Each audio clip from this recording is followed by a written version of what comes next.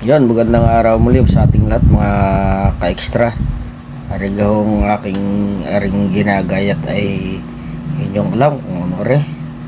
Ayan, ay di inyo na lang muna hulaan at gagawin ho natin ng masarap na luto re o pwedeng pampulutan para hindi naman laging karne ang inyong ginagawang karne na mga pampulutan. Ayan, kaya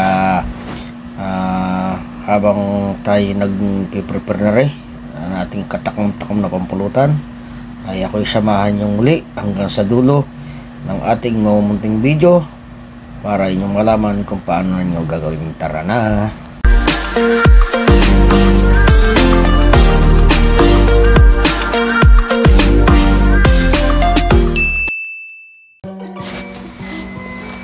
Ayan, ito na nga yung ating tokwa na gawin ating sinimbulan ng gayatin.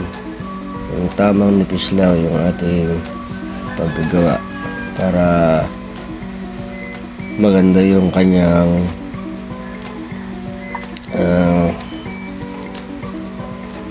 nipis o maganda yung kanyang pagka pinarito natin yung ating tokwa para madali siyang maluto. Ayan, ganyan lang, o depende naman sa inyo kung paano nyo hihiwain ang inyong tokwa. Kaya yan, napakaganda nito mga ka-extra na gawing pampulutan. Kaya tingnan, tutukan nyo hanggang dulo yung ating paggagawa nitong ating masarap na pampulutan ngayong araw na ito. At yan nga yung ating kawali, nilagyan ko ng ating mantika at ating sisimula ng iprito yung ating hiniwang tokwa. Ayan, yan ang ating gagawa ng magandang preparation ng ating pagluluto ngayong araw na ito. Ayan.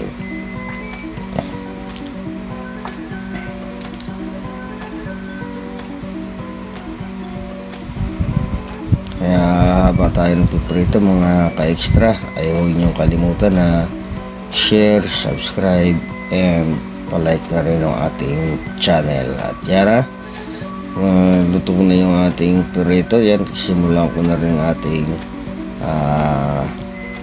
gupit-gupitin ng yung tamang laki lang o pino ang kanyang pagkakahiwa para hindi siya madurog. Gunting ang ating ginamit kaysa kutsilyo, kasi pagka kutsilyo ating gagamitin dyan ay siguradong madudurog yung ating tokwa kahit yan ay luto na mga ka-extra. Ayan, yung tamang pinong-pino na yung ating yung medyo napalaki ay aking binawasan pang uli mga ka-extra. Ayan.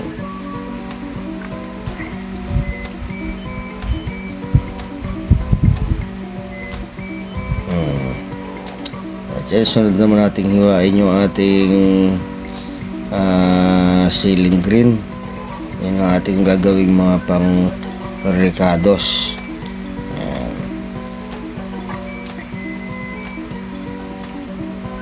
Medyo dinami-damihan ko yung ating sili dyan para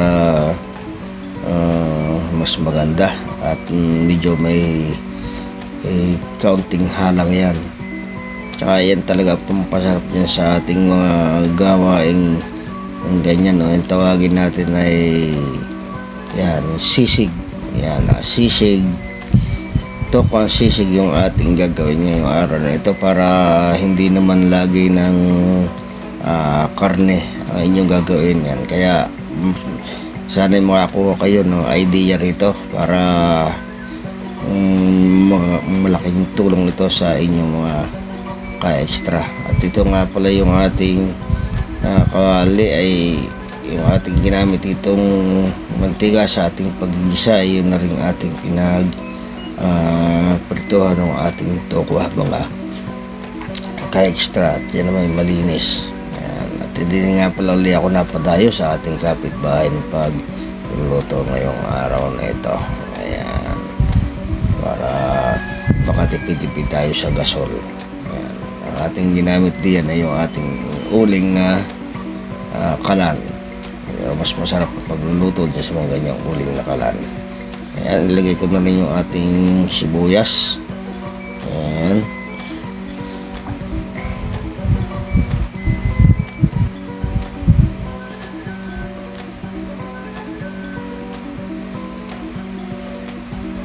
Tinignan ko na saglit, baka ubos yung aking uling.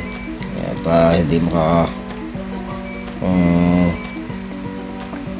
survive yung pagluluto. Ayan, silagay ko na yung ating hiniwa-hiwan tokwa.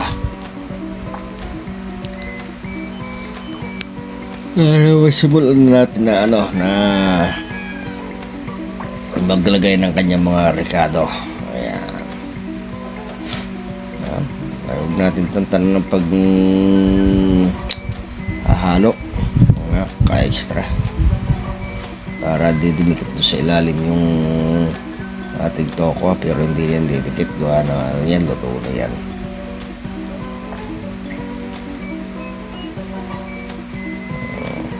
Yan, pinuburan ko na rin ng ating kaunting paminta para pampabango. Sama na rin siyempre yung pangmalang at yung ating cubes, chicken cubes nga pala ang ating ginamit dyan, mga ka-extra flavor.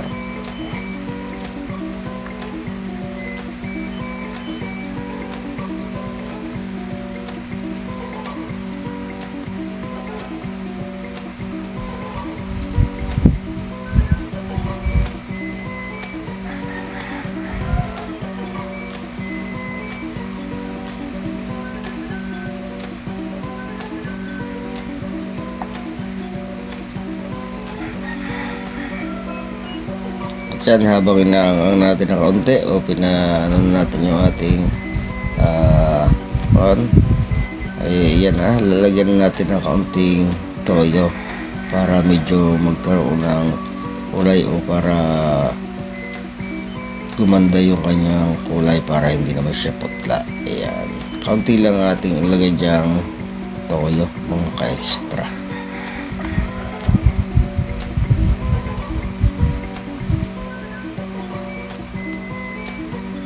Siyempre, ayan, yun ang ating pampalasa ng gusto, yung ating oyster sauce. Ayan.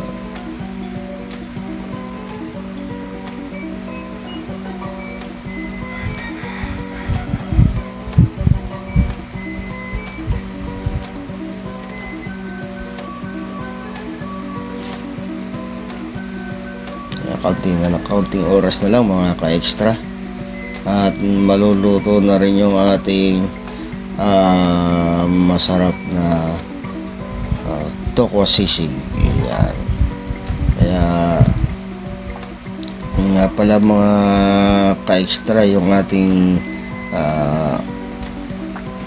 mga procedure at yung ating kompletong ingredients ay dito na natin mamaya ilalagay sa ating sa ating box para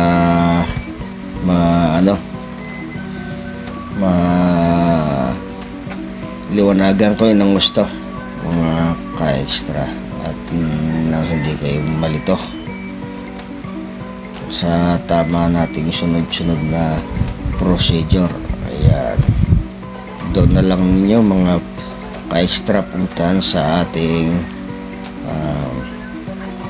description box. Ayan.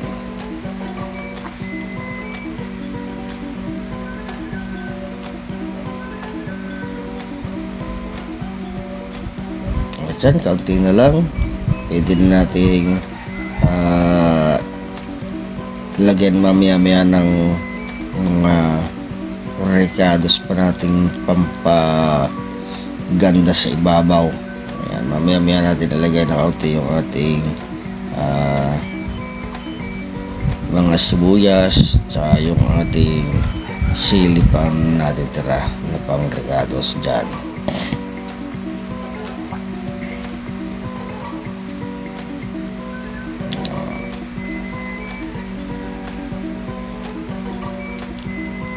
At syempre maya iba na naman yung ating tester. May nakuha naman tayong panibagong tester mga ka-extra. Ayan, pagkaluto nyan, makikita nyo kung sino na yung ating magiging tester ngayong araw na ito mga ka-extra. Ayan, nagbumukhang napakasarap na at nangangamoy na yung ating sisig. Ayan na. At pwede natin ilagay yung ating natitirang sili kaninang ginayat. Ayan.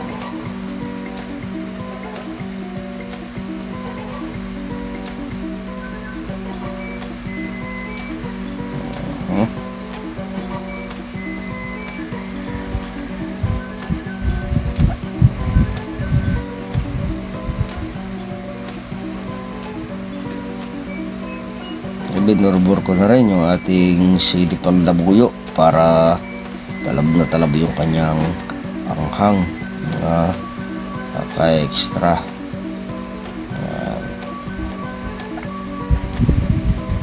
At yan, nagsisimula ng maluto. Ayan, binasagan ko na rin ng isang itlog. Isa lang ang ating ginamit dyan mga ka-extra kasi kaunti lang yung ating niluto niya. Pero depende na rin yan sa inyo mga ka-extra kung gusto nyo dagdagan yung itlog, lalong mas masarap. Ay ako'y pansariling lang naman yan mga ka-extra, kaya isa lang ang ating ginamit. Yan ay guide lang para kung sakaling maibig kayong magluto ng ganito, hindi na kayo mahihirapan na mag-isip kung paano nyo gagawin ang tokwa sisig mga ka-extra. Ayan, okay na, pwede na yan nating tikman mamaya ng konting oras. Ayan, ilagay ko na rin pang-toppings yung ating sibuyas na yan ang hindi natin pwedeng mawala sa ating sisig.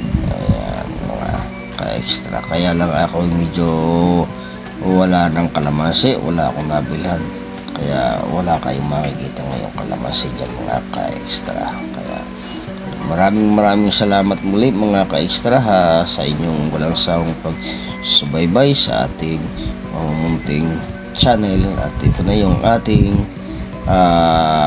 masarap na tokwa sisig. Ayan na yung ating tester. Sisimulan niyo ng tikman ating masarap na sisig. Ayun, magsiguhan na rin kayo mga ka-extra. Maraming salamat sa inyong lahat.